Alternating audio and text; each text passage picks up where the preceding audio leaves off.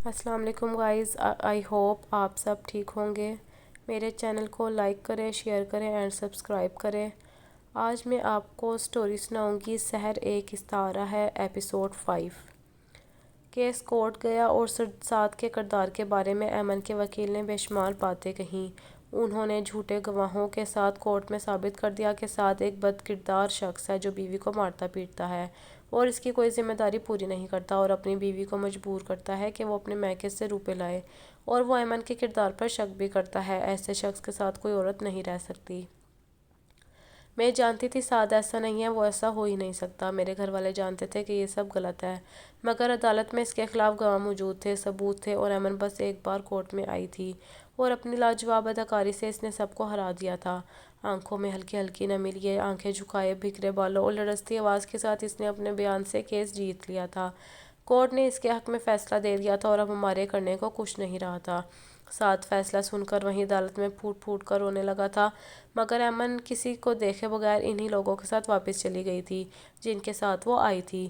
تب کسی کی سمجھ میں نہیں آیا تھا کہ اس نے ایسا کیوں کیا۔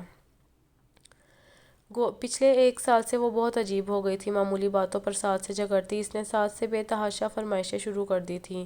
سعد ان سب باتوں سے پریشان تھا، مگر پھر بھی وہ اس کی ہر بات مان لیتا تھا۔ کچھ عرصہ پہلے اس کے پارٹنر نے اپنا بزنس الگ کر لیا تھا، سو اسے مالی طور پر کچھ نقصان برداشت کرنا پڑا تھا۔ پھر ایمن جو فرمائش کرتی، اس نے بھی مالی طور پر اسے کافی نقصان پہنچایا تھا۔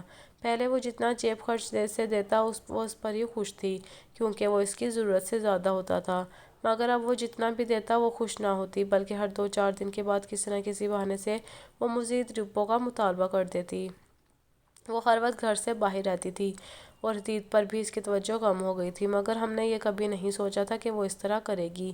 خالہ نے خلا کے بعد ہمیں بتایا تھا کہ حدید بہت چھوٹا تھا اور خالہ اسے سنبھال نہیں پاتی تھیں، سو وہ اسے ہمارے گھر چھوڑ گئی تھیں۔ ہم لوگ خالہ اور سعد سے نظر ملانے کے قابل نہیں رہے، بلکہ ہم تو کسی کا بھی سامنا نہیں کر سکتے تھے۔ ہر آنے والا یہی تذکرہ چھیڑ کر بیٹھ جاتا اور ہماری ندامت میں اضافہ کرتا جاتا۔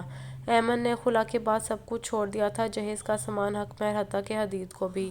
وہ 2 سال کا تھا اور ہر وقت روتا رہتا تھا۔ مجھے اس پر بے تحاشا ترس آتا اور میں سارا دن اسے اٹھائے پھرتی۔ اس کی وجہ سے میں نے اسکول بھی چھوڑ دیا۔ آہستہ آہستہ وہ مجھ سے مانوس ہو گیا۔ مجھے اس لیے محبت تھی کہ وہ ایمن اور سعد کا بیٹا تھا، اور اس لیے بھی کہ اس نے ماں کے ہوتے ہوئے بھی اسے کھو دیا تھا۔